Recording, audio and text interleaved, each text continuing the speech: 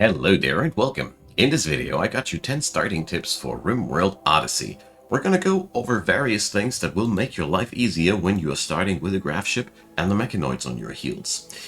I will get right into number 1 here at this point and talk about the starting options that you got, because the graph ship is just one option that leads you to possessing a graph ship.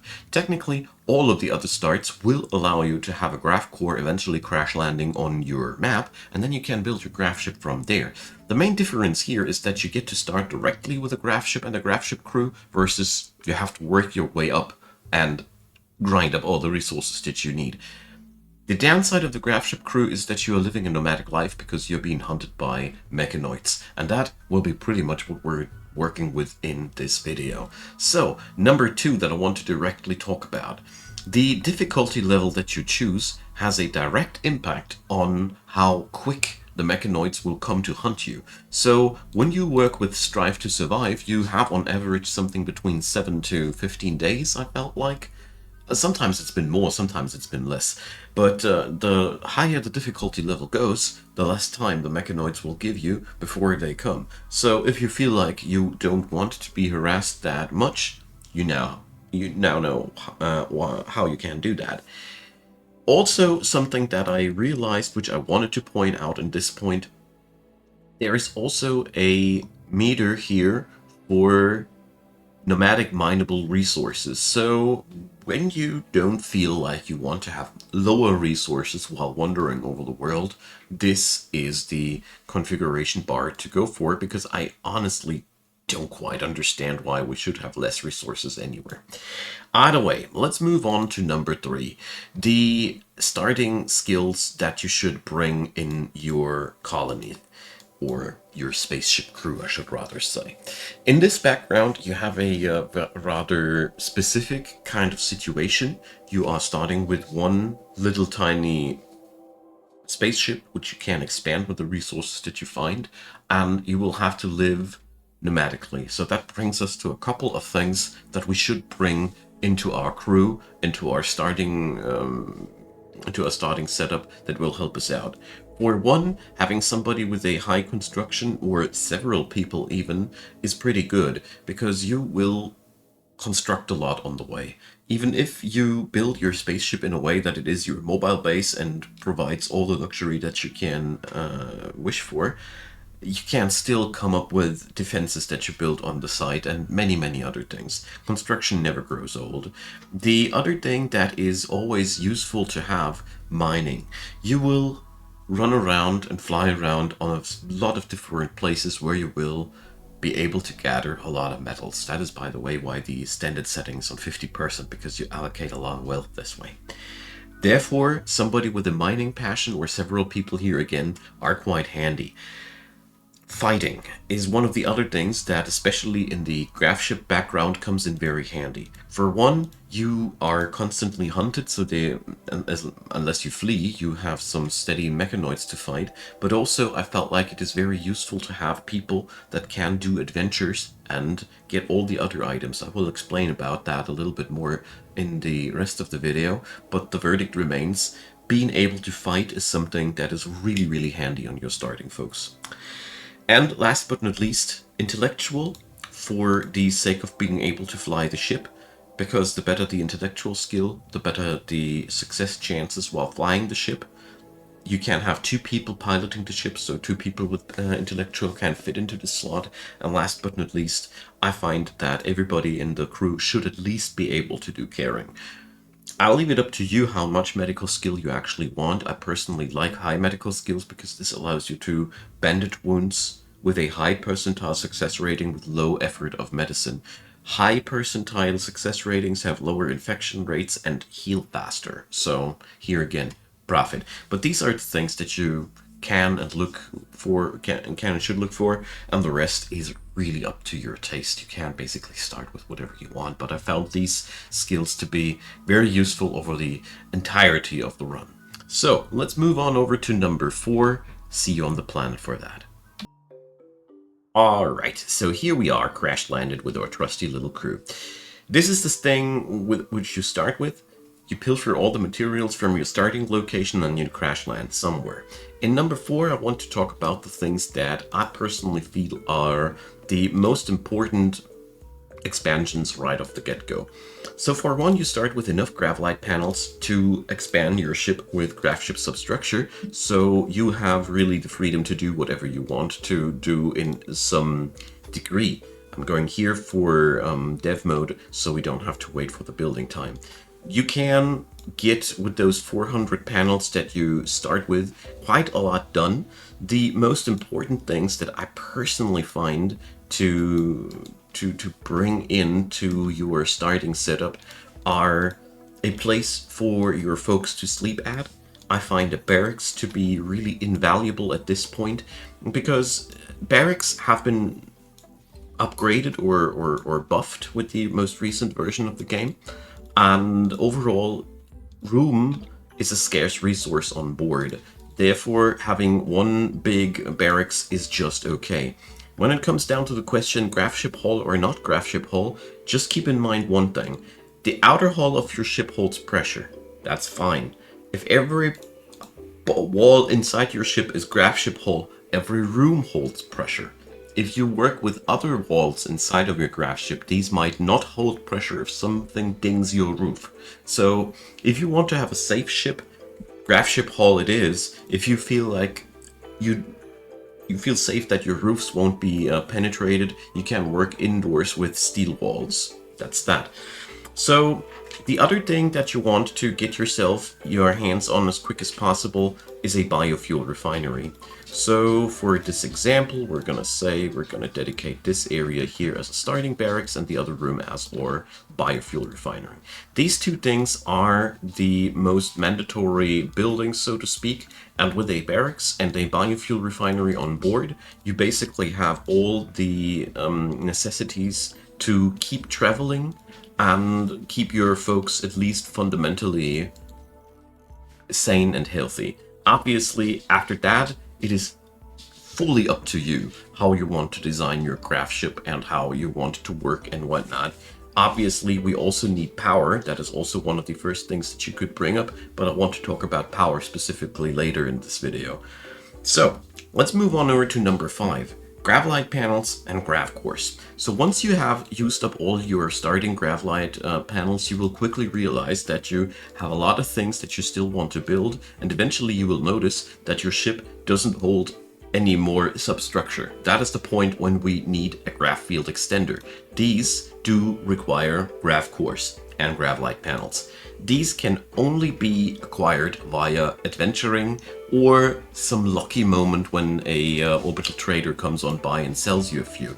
In short, this means that you will want to keep an eye out on anything that pops up on the quest radar that offers you these resources. Whenever you notice a location where these things pop up, it should be really on your to-do list to consider how to get there and get these resources when you want to expand on your ship, that is.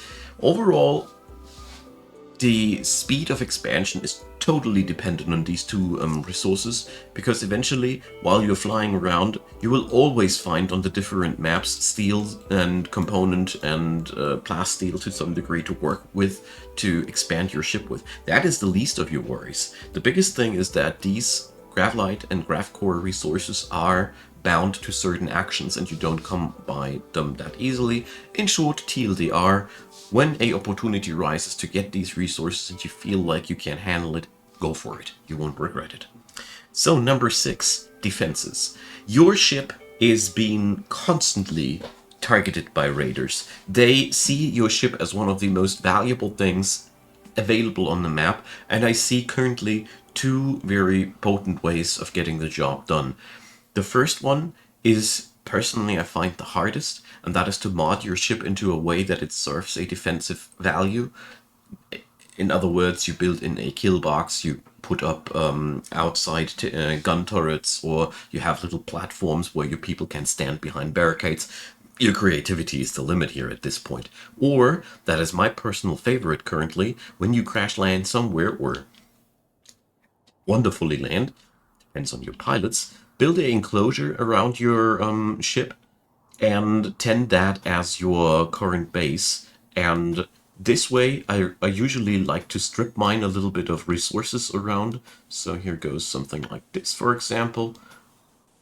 Whatever resource you got is handy. Here in this scenario, for example, realistically, we would be most likely working with wood, but you get the idea. Wall yourself in and use that perimeter to keep your ship safe. Because when your Grav-Core gets stolen, everything's pretty much over for a while. I think you can get another one out of the quest line, but when the mechanoids are hunting you, well, you're in quite some trouble, aren't you?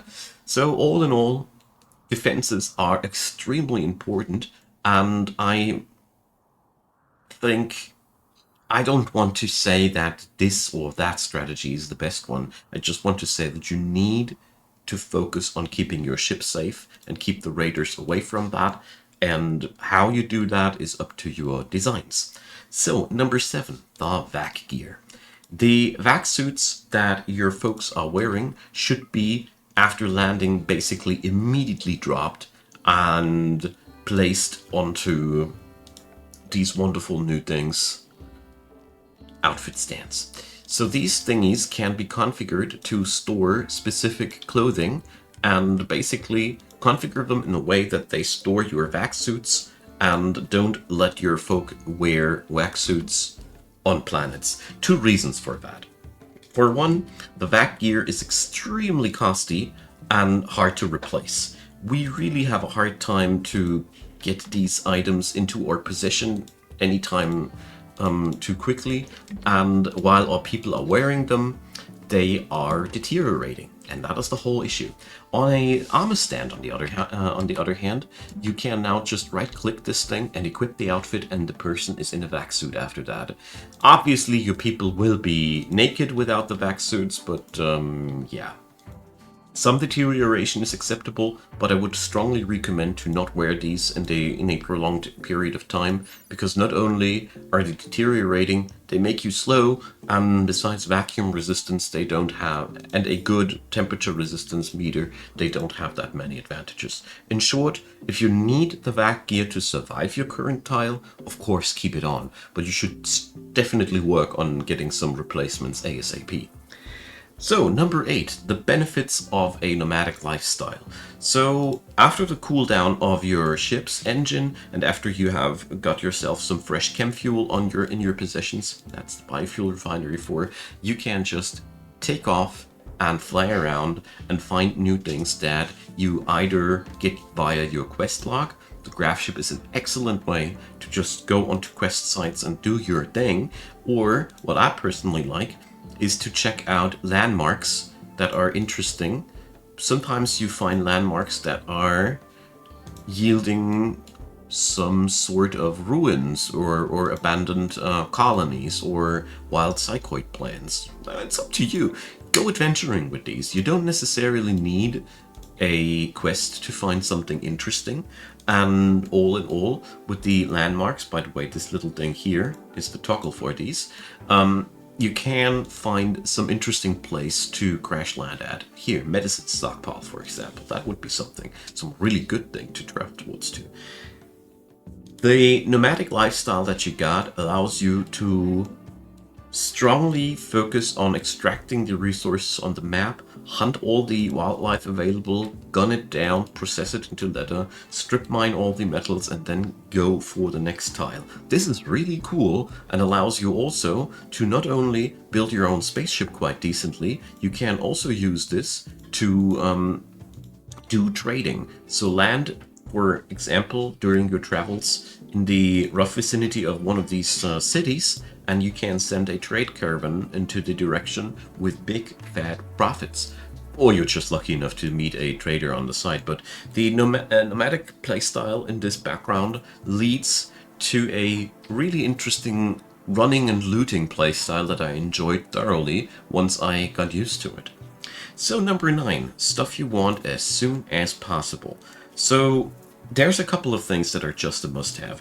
For one, your colonists don't know anything about batteries. You should change that, because batteries are really, really useful. But in general, the most important things that you will be aiming for is better combat gear, because there's so much bound to questing and adventuring when you go for this kind of playstyle, that gunnery is really one of the most appealing things that you could invest into. Obviously, armor and medicine are the next best approaches. I also find that prosthetics are a pretty good investment, because at the end of the day, if you fight a lot, you will also lose a lot of limbs, if you don't reload too much, that is, but you get the idea. In short, everything that makes you more capable of adventuring is very, very desirable, and everything that allows you to expand your ship is directly number 2, and number 3, everything that allows you to secure the longevity of your colony, be it medical supplies, components, food, you name it. These 3 things I find are the most important. Also, I think it pays off strongly to have a research post on your ship as quick as possible to start researching the things that you require. I also strongly recommend to go for microelectronics into standard GravTech eventually, or as quick as possible even. 2 reasons. Microelectronics unlocks comms consoles, which unlocks the capability of trading more with more various entities, which is really amazing, especially since we are basically flying a huge storage area around, if you want to say so. The other thing here behind basic standard GravTech is that you get the capability to get something out of asteroids, namely the Vac-stone blocks for the large thrusters, which increases your range of action. This is more of a nice to have, whereas microelectronics is really the tech that unlocks also so many important things that make your life easier, be it the hunter drones for your defensive wishes, or the orbital tech to make your own Vac-Gear. There's really a lot hidden behind microelectronics, and it should be one of the techs that you go for first.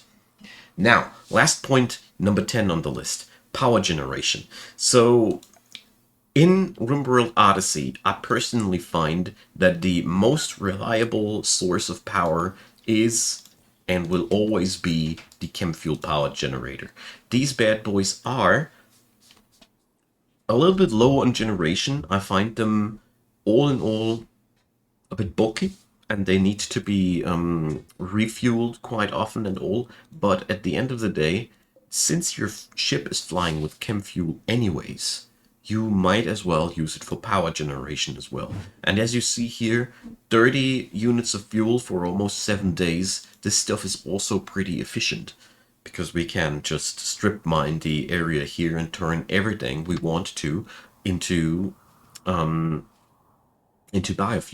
So alternatively, you can also go for solar panels, but these are much more vulnerable and harder to set up. But on the other hand, you don't need to refuel them, and you are all in all less prone to needing even more chem fuel. That's the only advantage that I see.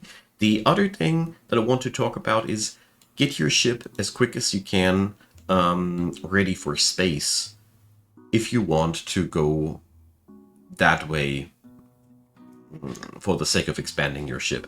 In other words, it is something you should always be aiming for when you have the power generation up.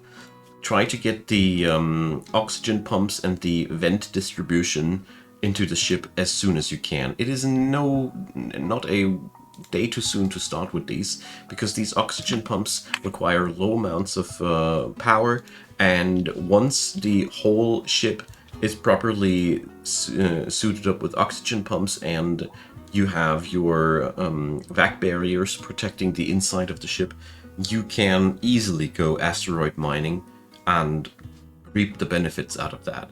This is something where I feel like should be your first midterm goal, so to speak. Anyways, I hope these help you out. Let me know what you think in the comments. Add in whatever you find that I have missed out. Correct me where I was wrong, because I love learning more, and I feel like that is always an important thing.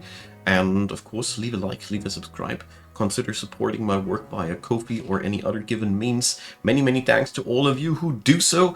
And of course, thanks for watching this video. Really appreciate your time, and see you next time. Bye bye.